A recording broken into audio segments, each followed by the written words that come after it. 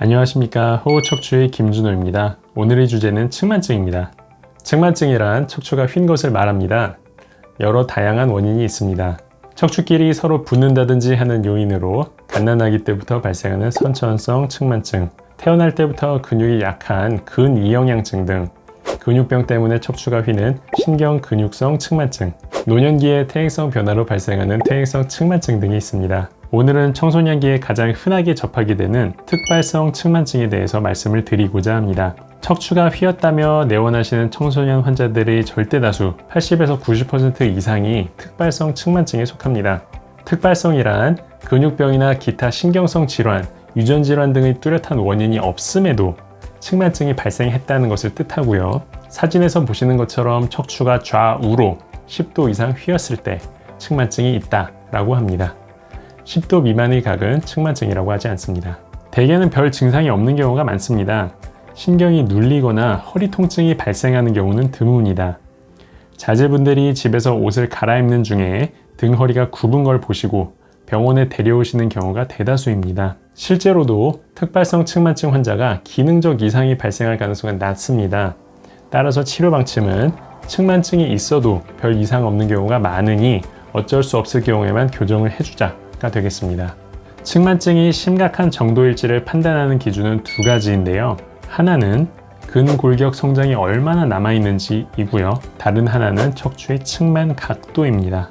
대개 근골격이 길어지는 성장기에 측만증이 악화되는 경우가 많기 때문입니다. 같은 측만 각도를 가지고 있더라도 아직 본격적인 성장이 시작되지 않은 11살 초등학생과 성장이 실질적으로 끝난 17살 고등학생은 치료 방침이 다릅니다. 11살 초등학생이 악화될 가능성이 더 높고 수술이 필요할 가능성도 큽니다.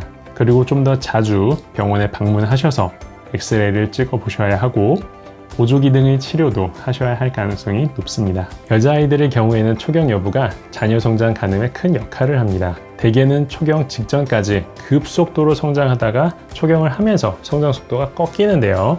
따라서 같은 각도라도 환자가 초경을 한 지 2년 이상 지난 경우에는 조금 안심해도 되겠으나 올 때마다 점점 악화되는 측만증 환자가 아직 초경을 시작하지도 않았다면 경과를 조심스레 봐야 하겠습니다.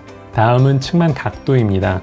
측만증은 어느 정도 각도 이상이 되면 성장이 얼마나 남았는지에 관계없이 자연적으로 측만이 점점 더 진행하게 되는데요. 대개 그 경계를 50도 정도로 봅니다. 그 이상이 되면 수술적 치료가 필요할 가능성이 상당히 높습니다. 90도 이상 되는 큰 측만증은 휘어진 척추 때문에 폐기능 저하 및 몸을 가누기 어려울 정도의 불편감이 발생하기 때문입니다.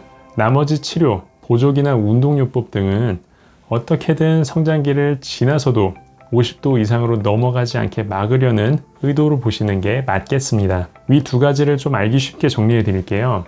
연령은 급성장기 전후를 기준으로, 각도는 25도와 50도를 기준으로 생각하시면 되겠습니다. 절대적인 수치가 아니고 개개인차가 있을 수 있기 때문에 실제 측만증 환자분들께서는 참고만 하시고 꼭 직접 진료를 받으시길 추천드립니다. 특발성 측만증의 치료에 대해 말씀드리겠습니다. 기본적인 치료 스탠스는 측만증은 기능적인 문제를 일으키는 경우가 적기 때문에 점점 진행하지 않는 안정된 커브의 측만증은 손대지 않는 겁니다. 진행할 경우에만 수술적으로 교정해 줍니다.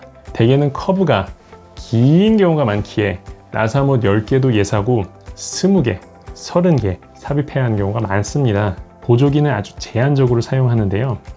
성장기가 아직 끝나지 않은 각도가 조금 심한 환자에게 어떻게든 성장기를 넘겨보자는 의의가 강합니다. 수술 모습을 보시면 아시겠지만 척추의 길이 생장을 거의 묶어놓다시피 하는 것이기 때문에 가능한 성장이 끝난 후에 하는 게 여러모로 이득이기 때문입니다. 여기까지 말씀을 드렸다면 대충 짐작하실 겁니다. 특발성 측만증은 원인도 잘 모르고요. 원인을 모르기 때문에 치료 방법도 진행 상황을 지켜보다가 자연적으로 진행하는 각도 이상으로 진입하면 고육지책으로 수술을 하여 바로 잡아주는 것에 가깝습니다. 그 과정에서 가능한 한 성장이 끝난 후에 수술을 하는 것이 낫기에 너무 진행이 빠르거나 환자 나이가 적으면 보조기를 채우는 것입니다. 따라서 시중에서 특발성 측만증 각도를 교정해 준다는 치료들, 수십 회 이상의 도수치료, 순화요법, 카이로프랙틱들은 효과가 미미하기에 그다지 추천드리고 싶지 않습니다. 그렇다면 측만증은 예방법이 아예 없는가? 병원에서 해줄 수 있는 게 전혀 없나? 싶으실 수 있습니다. 여기서부터는 제 사견인데요. 먼저 특발성이 아닌 근이경양증 환자들은 측만증이 쉽게 옵니다. 또한 커브가 25도 이상 되는 심한 특발성 측만증 환자 중 여자가 90% 비율을 차지합니다. 그래서 자녀 성장 관련하여 초경 나이를 언급한 것입니다. 이것으로 미루어 볼 때 근육이 약하면 척추를 제대로 지지해주지 못해서 측만증이 발생할 수 있지 않을까 하는 가설을 생각해 볼 수 있겠습니다. 결국에는 올바른 자세와 적절하고 주기적인 코어 머슬, 중심 근육을 뜻합니다. 척추 기립근 운동이 측만증을 예방해 줄 수 있을 것이다. 저는 이렇게 생각합니다. 추나 치료나 시기에 맞지 않는 보조기 등을 하시기보다는 그 비용, 그 시간에 본인이 좋아하고 재밌어하는 운동을 할 수 있도록 도와주시면 어떨까 싶습니다. 도움이 되는 운동법은 호흡척추 채널의 운동법을 참고하시고요. 향후 운동법은 계속 업데이트 예정입니다. 누가 만들어주기보다는 본인이 만들어 나가는 올곧은 척추 가지실 수 있기를 바라겠습니다. 호흡척추가 함께 하겠습니다. 감사합니다.